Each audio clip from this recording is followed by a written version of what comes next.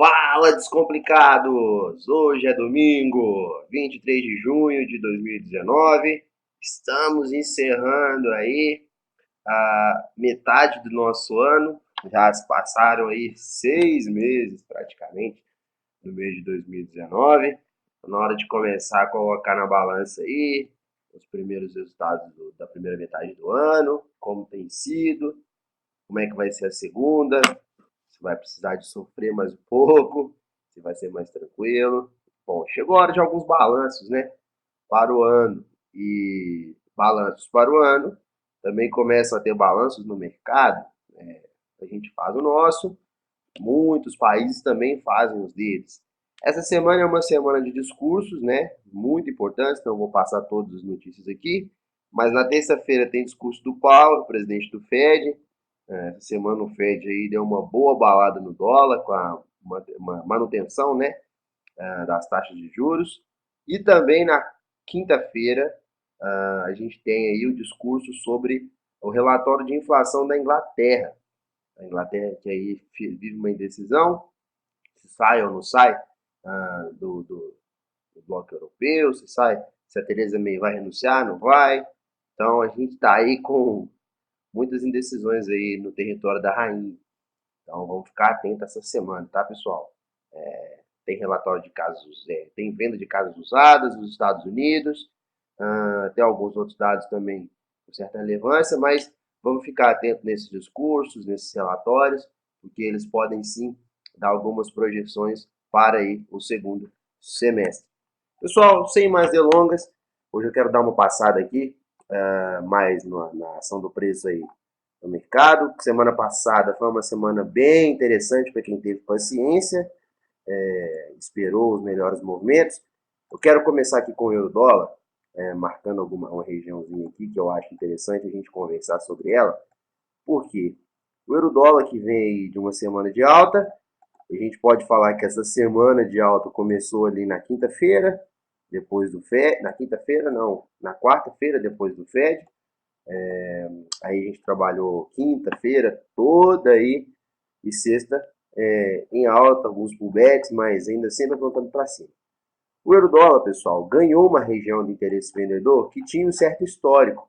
Se a gente tirar o zoom aí do mercado, a gente tinha um certo histórico aí nessa região, era uma região interessante, talvez os maiores movimentos desde o mês de abril, maio, que foi todo em baixa, e agora a gente talvez trabalharemos aí numa semana de alta, justamente porque a gente teve um rompimento com continuidade, fechamos aí a semana em baixa, né, no 1,13689, mas isso não quer dizer que possa cancelar o movimento de alta. Talvez eu considere que o cancelamento desse movimento de alta se os preços, né, se as barras voltarem aqui no região do 1,13400, começarem a acumular aqui embaixo, talvez a gente cancele esse momento de alta. Mas o histórico é um momento de alta e com muito espaço para subir, porque a gente vai ter agora regiões de interesse com certa relevância só no 1,14300, talvez ali 1,13, 1,14 bola, a gente tem alguma mudança aí nesse comportamento do preço. Mas até então trabalhamos em momento de alta. É bom a gente ficar atento nisso aí, porque a gente tem espaço para subir, mas caso esse preço volte aqui dentro dessa região, se não virar acúmulo, eu acredito que cancele o movimento de alta. Então vamos ficar atento que há sim um certo otimismo para o euro-dólar continuar essa alta aí durante a semana. Já o Libra-dólar, que fez basicamente o mesmo movimento do euro-dólar na semana passada, tem um caso um pouco diferente.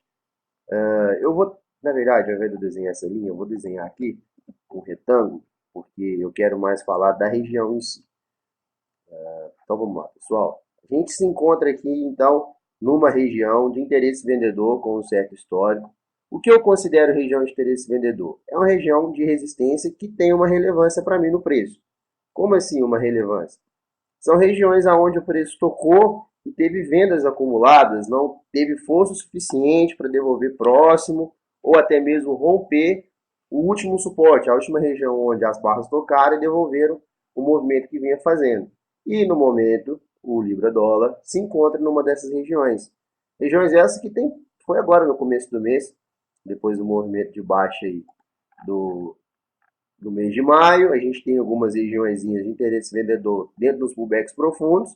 Então, ainda assim, a gente não devolveu o movimento de baixa do mês de maio, mas a gente segue agora numa região de interesse vendedor dos pullbacks do mês de maio, mas ainda assim numa tendência altista, né? É a mesma situação do euro-dólar. A gente segue aí no otimismo, né? Segue no mercado aí bull. Então, uma tendência de alta que a gente vem seguindo aí durante essa semana, e ela pode sim corresponder a uma tendência de alta para o decorrer da próxima semana, dessa semana que inicia para nós. Então vamos ficar muito atento. No momento atual eu não faria nada, não compraria, não venderia, justamente porque a gente tem força na compra, mesmo na região de interesse vendedor, e tem força e não compraria justamente por estar numa região de interesse vendedor. Então vamos deixar esse preço decidir, talvez romper essa regiãozinha aí do 1,27, 1,27,600, para aí depois a gente pensar em compras novas ou talvez perder essa região aí do 27 bola, ou 27,200, e a gente começar a olhar para vendas novamente. Então vamos ficar muito atento aí, pessoal, porque o Libra dólar está numa situação um pouco complicada para a semana, mas creio eu que ainda a gente ganha essa região aí e há um rompimento. Para o iene japonês, dólar, né, americano com o iene japonês, a leitura é um pouco diferente. A gente vem de uma tendência de baixa aí depois do Fed, né? Então o dólar perdeu bastante para o iene japonês, mas a gente tem algumas marcaçõezinhas aqui que eu posso fazer que vão ser bem interessantes para a gente observar. Eu vou marcar esses pullbacks, pessoal, porque o Forex, tem, principalmente o dólar com o iene japonês, costumam respeitar esses pullbacks. Não que é um respeito de uma linha, mas os pullbacks profundos, né?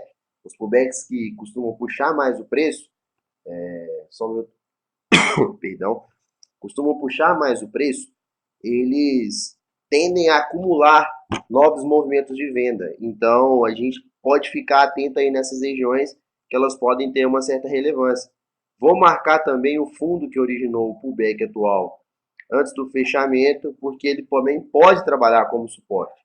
Ainda não acredito em compras, acredito em vendas, principalmente agora que já deu uma puxadinha, mas talvez uma barrinha de pullback aí formando uma L1, né, uma nova mínima, ou até mesmo a perda dessa região de fundo, também iniciaria mais vendas do que no pullbackzinho desse movimento aqui. Mas eu não olharia para compras. Mas a não formação, né, o não ganho dessa região de fundo, a gente pode iniciar dois novos movimentos.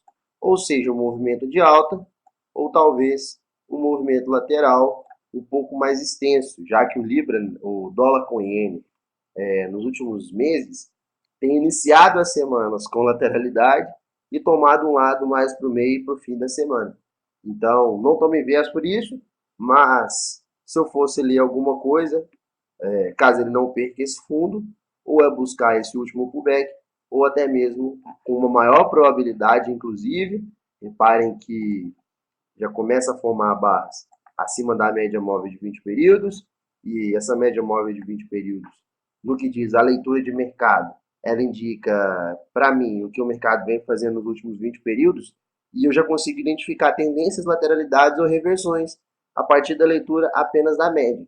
O preço médio e o preço atual se encontram bem próximos, então o fato desse preço médio e o preço atual estarem bem próximos, a gente começa a olhar com olhos aí de concordância de preço. Então, talvez essa região do fundo aí pode confirmar uma lateralidade.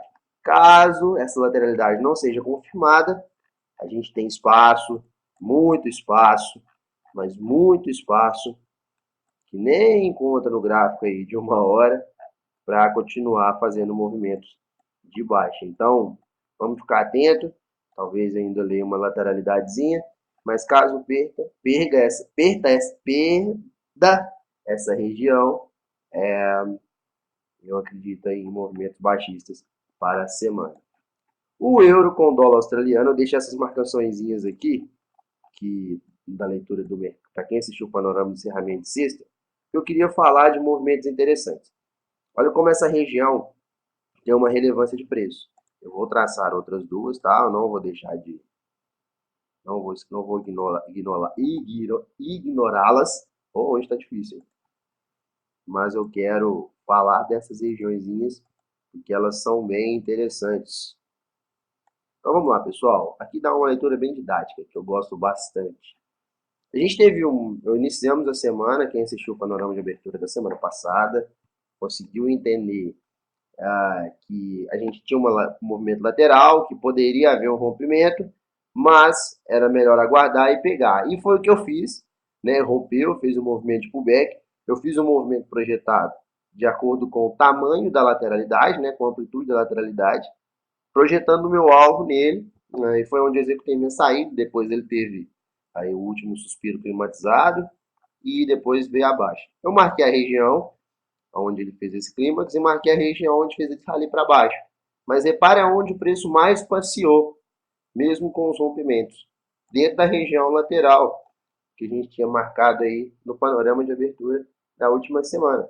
Então, essa região tem um certo valor no preço, tem uma certa relevância no preço.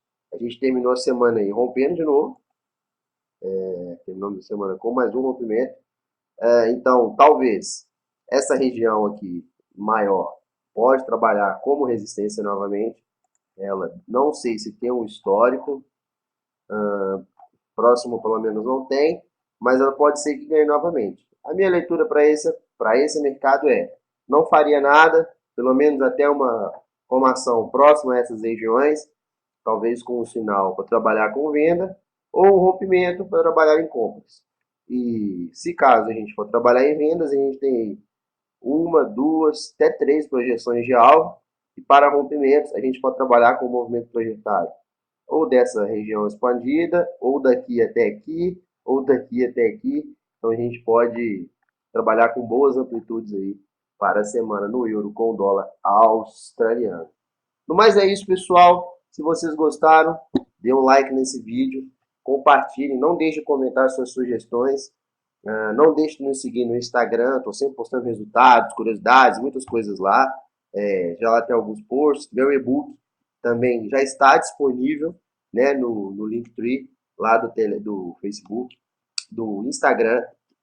Participe do nosso grupo do Telegram, telegram.com/Forex, Descomplicando Forex.